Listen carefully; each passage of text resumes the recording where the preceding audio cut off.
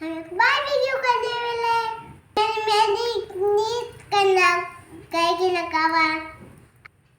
आप लोगों को मैं खिलाऊंगी कैप्सिकम ऑनियन पोटैटो और पनीर इतनी में डाला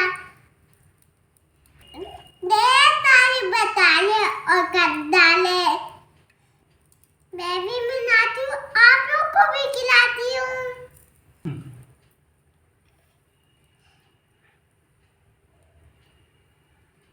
सारा से दीदी पकान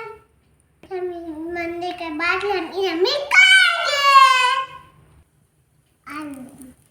आपको खा के बताती हूँ कैसे लगता